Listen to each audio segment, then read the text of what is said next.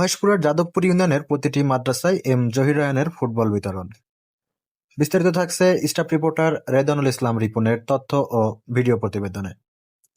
ঝিনাইদহের মহেশপুর উপজেলার ৯ নং যাদবপুর ইউনিয়নের প্রত্যেকটি মাদ্রাসায় ক্রীড়া সামগ্রী প্রদানের ঘোষণা দিয়েছিলেন তরুণ যুবনেতা ও আগামী ইউনিয়ন পরিষদ নির্বাচনের চেয়ারম্যান পদপ্রার্থী এম জহির রায়হান।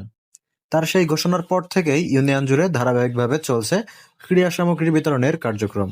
তারই ধারাবাহিকতায় আজ ৯ নং যাদবপুর ইউনিয়নের ৮ নং ওয়ার্ডের জললি হাফেজিয়া মাদ্রাসার কোমলমতি শিক্ষার্থীদের মাঝে ফুটবল উপহার দেওয়া হয়।